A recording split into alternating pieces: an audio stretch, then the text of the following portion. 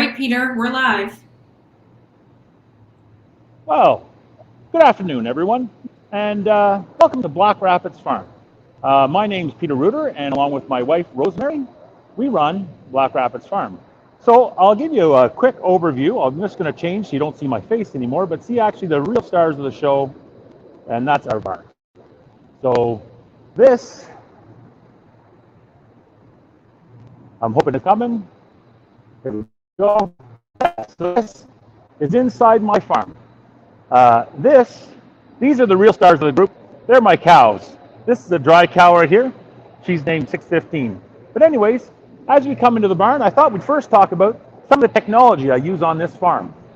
So, on our farm, we feed our calves with a robot. And what that means is these calves, as you can see, they stay here for approximately 2 months. We wean them at 2 months of age, but they can get up to, they have many small meals. So, about 2 liters at a time, and as we can see, this calf, and 10 times a day. So this calf here is just drinking away. She came in on her own. I didn't have to get her. She just comes in right on her own. So this is number, let's see here, 71. And 71, as you can see by the chart, I'll bring up her information.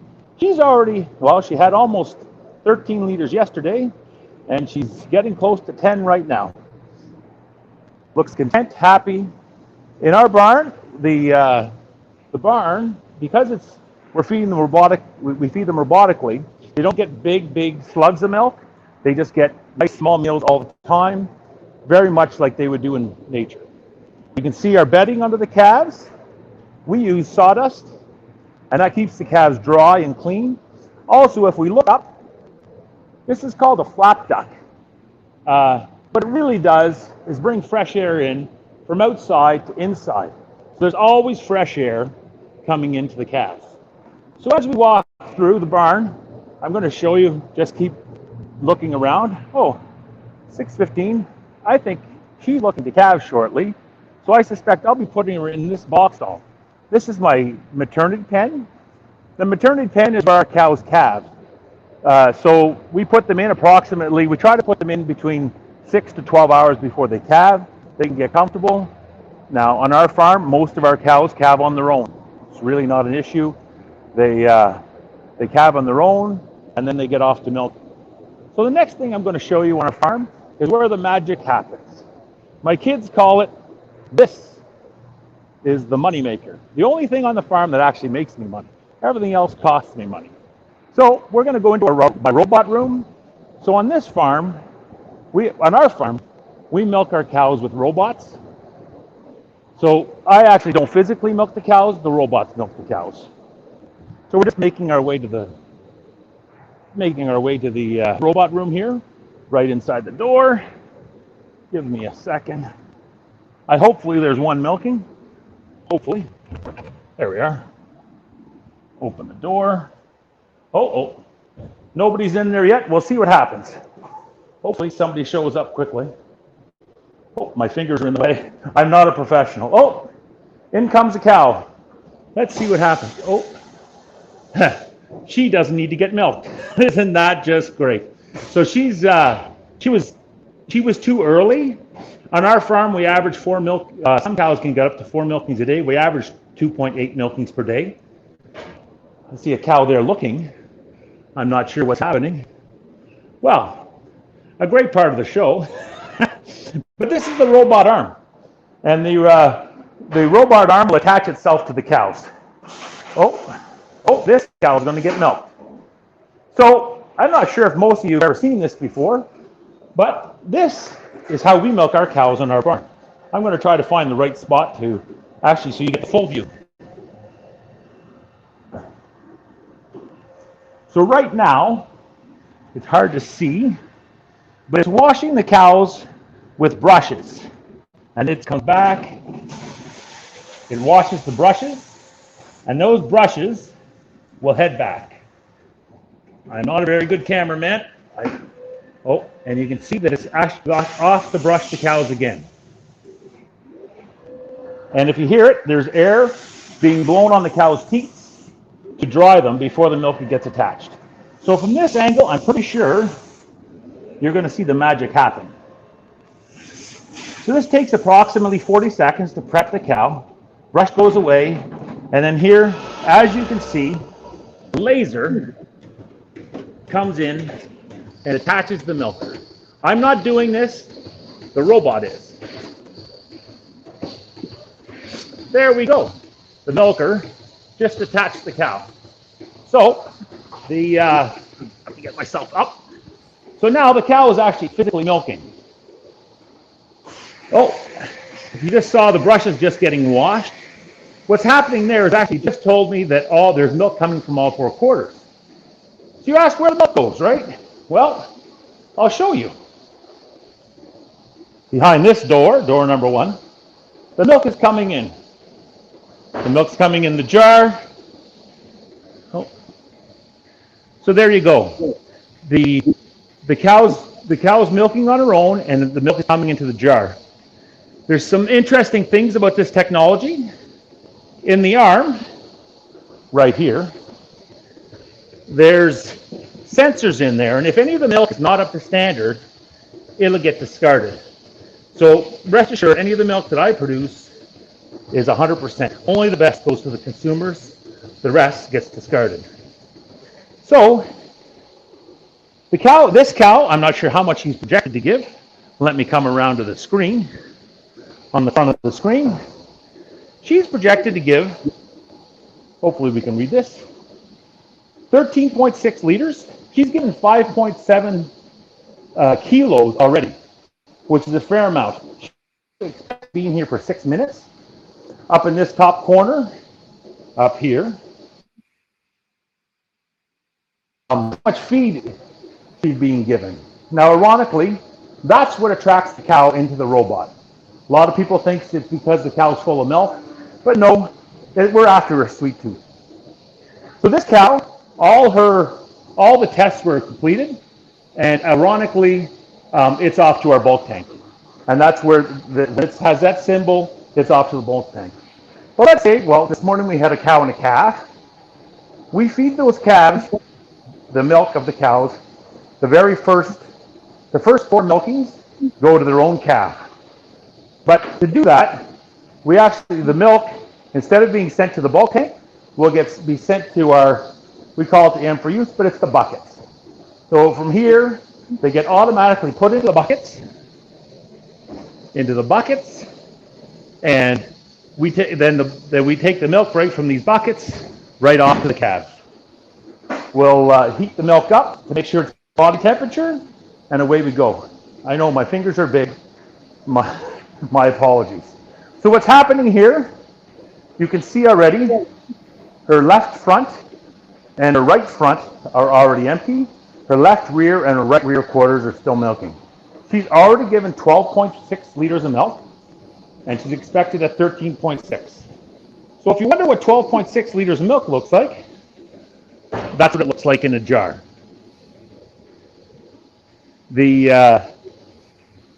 What's really nice about this is we know it's past there's a bunch of parameters, but now she's done milking. And voila. Some iodine and lanolin are being applied currently, and then the cow walks away. The cows on my farm are voluntarily come to the robot. I don't force them to come, so that one just walked through, and I think another one's going to walk in. They're performing like rock stars. Oh, I'm not sure who's coming. She's looking at me now. You can see it. She wants in, but I'm not sure. Anyway. Hey, Peter, I have a question from the audience. Sure. The question is why do the cows' teats need to be cleaned afterwards? They don't get cleaned. Actually, when the milking's all done, we put lanolin and iodine on there to keep them clean till the next time. So that's why we actually don't clean the teats when they're done. We actually spray an iodine and lanolin not to clean them, but to actually put them done. But you can see my milk jar is being pumped away. So, that milk's gone to my bulk tank, and the process starts all over again. But like I said, I'm on a farm with lots of technology. So let's see what else I got. So, out of the barn we go. working my way through here. Okay, so on every farm, on every dairy farm, my fingers are big. Sorry, my fingers are big. These are my dry cows. These cows are expected to have calves in 2 months, within 2 months. So on my farm, I give them a dry period, which means they don't get milked for the last 2 months before they calve again. We'll call it a vacation. So I'm just going to walk over, and over there we see is a vector. So this is my feeding system. I have a robotic feeding system, and I believe it's going to feed some heifers at the end of the row here if it all worked out. So it's backing up now like a truck, and it's going to turn around. There we go. And it's on its way. I'll talk about some other interesting facts here. The 3 calves that are right behind the vector as we speak, these are 3-month-old calves. And the 64 is actually getting on to be a 4-month-old calf. So you can see their diet, it's a little different. But we're weaning them off milk and getting them onto fermented feeds, which is the next group. So that's the next group of calves. These are 4 months and up. I think the oldest one will be there, be Jupiter, and it's 7 months old. So every group gets its own ration. On our farm, to keep things cool in the summer, and why I'm saying that is because I just got blown with air. But we have a huge fan. I don't know. There it is. That fan starts at 16 degrees and is full out by the time it's 22 degrees. The cows are just so much happier. Well, I'm missing the whole story, but this is our vector feeding the cows. Let me get ahead of it here. So this manger was deemed to be too empty by the vector. I didn't do it. The vector said so. So now it's getting fed. So I'm just going to bring you up to the top so you can see what it looks like actually in the vector. Hopefully you can see that. But it's a large corkscrew. So it mixed for approximately 10 minutes once it was all done. So it's a complete mixed ration. We call it a TMR on the dairy farm. So what happens there is I'll explain how it gets filled, but now it's unloading, and you can see in that corner, that's where it's coming out. So these 2 pens at the end get fed the same. So these heifers never go without. So if their manger is this empty, the vector comes and feeds them. So what happens, you can see what happens, the feed gets pushed, comes out, and then the bottom is a skirt, and it pushes the feed in. So what happens is the cows never have to really reach for feed either, because that skirt, every time it goes around, pushes the feed in. But you can see the cows aren't bothered by it. Not even my little Jersey here. Hey, Gerda. Yep, there, yep. You're a TV star now. You're a TV star. So as you can see, it's coming along. Once it's empty, the door will close, as I back up a little more to show you so the door is opened up there now. And as you can see, the door is open. It's got the last little bit to feed, and then it will close and then head off back to the kitchen. Thought we'd talk about a few other things in our farm. This is from the other angle. We started the show at the other end, but this is my farm. It's 220 feet long, 120 feet wide. You can see the windows. They're really not a window. It's completely open for summertime ventilation. In the wintertime, we'll call them a bouncy castle for better.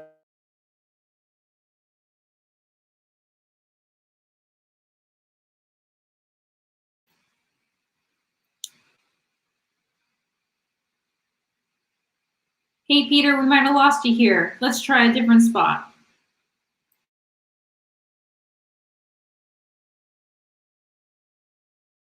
At the cold.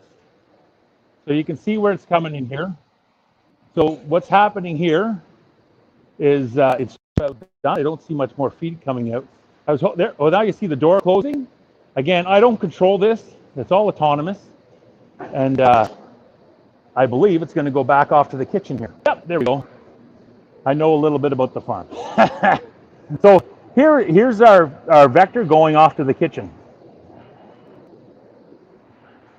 So again, about the windows, as you can see, my cows lie on sawdust.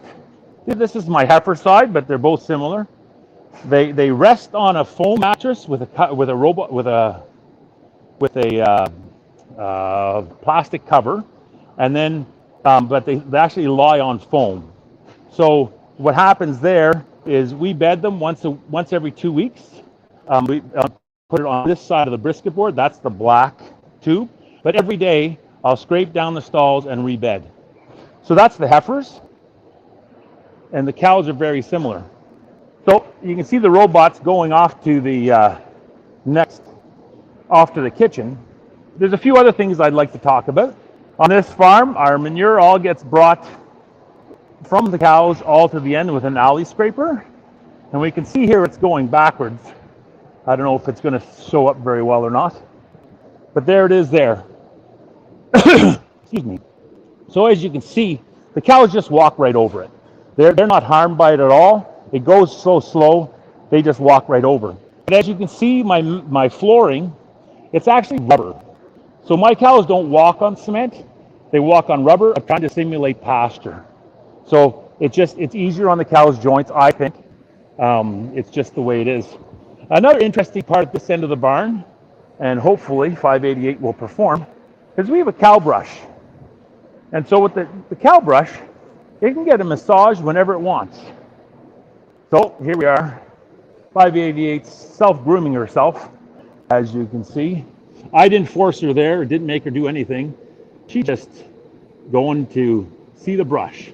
Oh, and she's massaging her right ear, I guess, if I'm talking right. And you can just see that she's quite content. She just wants to get a nice massage. Another thing we can talk about, I don't know if you guys can see, but there's 588, right above 588, there's a little gray, well, I call it a Fitbit. What it does, it tells me the cow's motion, it tells me the cow's, their temperature, it actually identifies the cows to the robot when it walks in the robot. It has all those features. It's very similar to a Fitbit or an Apple Watch, just can't play iTunes.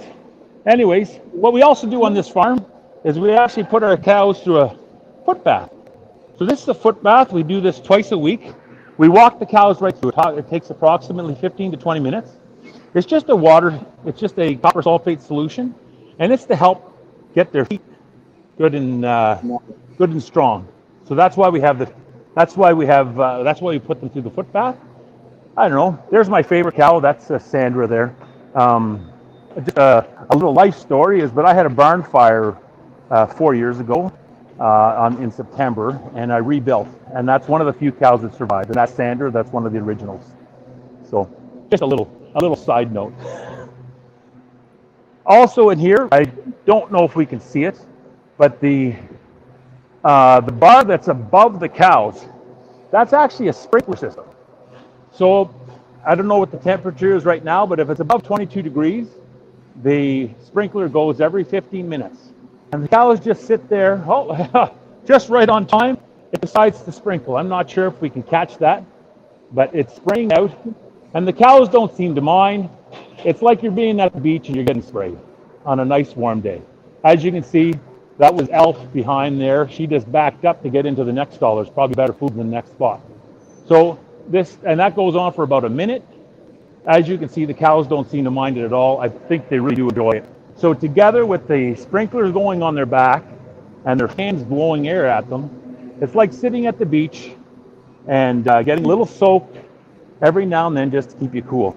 So I believe I'll go around this way just so you can have a peripheral, but this is the other corner of the barn. So this barn, so as we can see back here, I'm at the far corner of the barn, but now it's actually off the kitchen. So as I said, we have lots of interesting things on the farm. So this is our vector, like we saw unloading, and now it's actually going to get refilled by itself. I don't do this. I program the ration, which is going to be made, and so here it is. there's a grabber, and the grabber is going to get some feed. It's scanning it to see where's the highest point, and then down it goes. Oh, there it goes.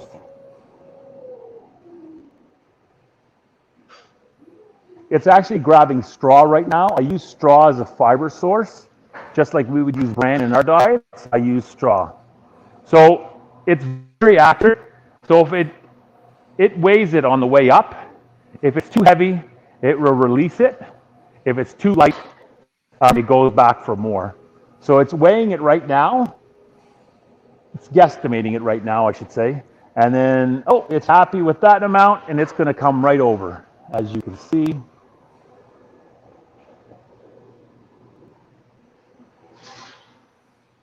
So there's my vector, like we saw earlier, and it'll dump that in, hopefully.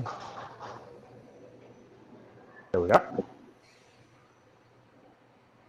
Some interesting technologies. It's all robotic, but as it opens, there's a little kicker bar that kicks out the last little bit.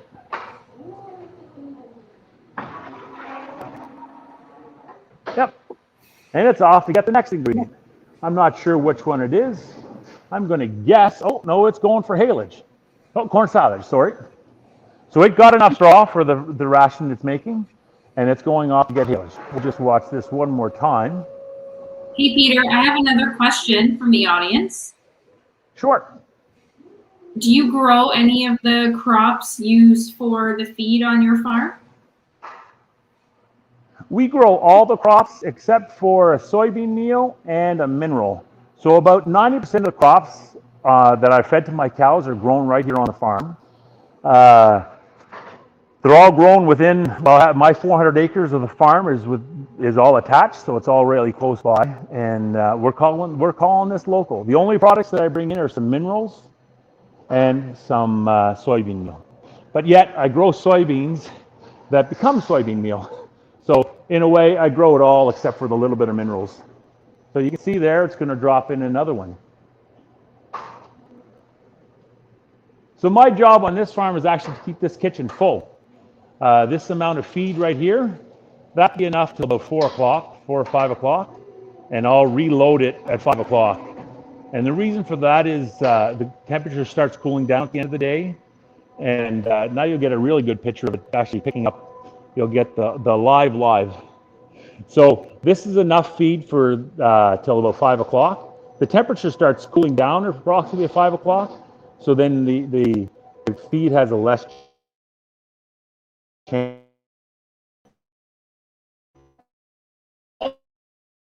In fact, on the vector is that the cows eat about 50% of their diet is eaten between 6 o'clock at night and 12 o'clock at night. It's just a little cooler. I think it's a little more comfortable for the cows, but that's summer or winter. Doesn't matter. They eat the most feed between 6 o'clock at night and 12. Now our system here, it feeds it whenever the manger's empty. So it just knows to do it, and it knows to do it, and I'll break away. We'll go right down to here. There's a little red dot. Yeah, hopefully you can see that.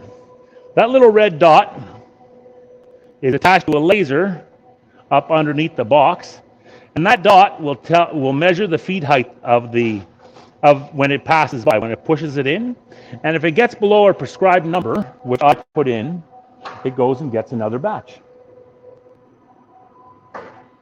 So that's the feeding system in a very quick form. This will take about 45 minutes to make this batch. This vector runs approximately 45 to 50% of the day. So it's running around the barn all the time, scanning, looking for feed. And as you can see, my cows are very content.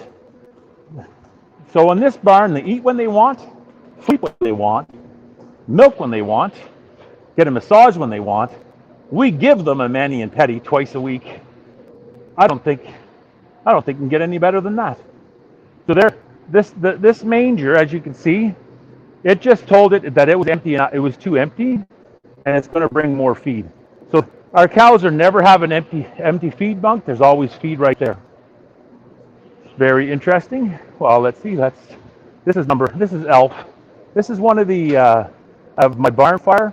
Her mother survived the barn fire, and so I got her as a new calf. It's pretty exciting for me. And this is Shady, number 12. But as you can see, the cows are just lying down. Oh, and here's the scraper coming by. I'll give you the before and after.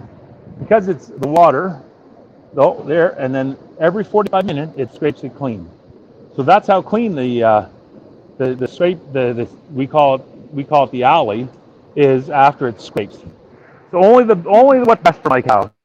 But as you can see, I think this cow's gonna walk right over. They don't mind going over the alley scraper at all. Don't even touch it, like a pro. And that's a first calf heifer, so she's just learning it. She's only been milking for approximately 2 months. Whereas 609 here, she's actually my highest producing cow. Just to give you a range, she's giving about 60 liters a day currently. So at 60 liters a day, she needs to eat a lot of groceries, and that's what she's doing right now. Interesting fact, cows aren't like us. They chew their cud. So I'm not sure if I can pick one out or not, but oh, there's Saturn over there, oh, you can't see it from here. But so cows, they eat a large amount of feed, and then they'll generally lie down and chew their cud. And by chewing their cud, they bring their food back up, and they re-chew it, and then it goes into their second stomach. That way we can feed lower feed quality products to them, but still produce a great product milk. So, as you can see, oh, here's that's Iris. 29 is Iris, and I'm not sure if she's going to perform for you, but behind, she's being not very fun about this. Okay, 678's hogging the spotlight. But if you can see by her jaw, she's chewing her cud. She'll chew it approximately 40 to 50 times, and she'll swallow, and then she brings up another amount.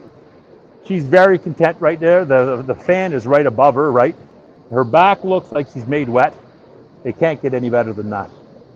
So, and of course, she must have just started chewing, because I'm hoping you can see that she'll swallow.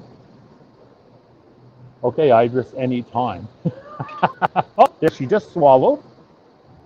And she just brought back some more food, and she's chewing her cud again. And that's what I mean by chewing the cud. So the Fitbit on our cows that we talked about earlier, the little gray part that's right there on that cow, that also monitors her cud chewing. And I know on our farm, we like to run around 520 minutes a day of cud chewing.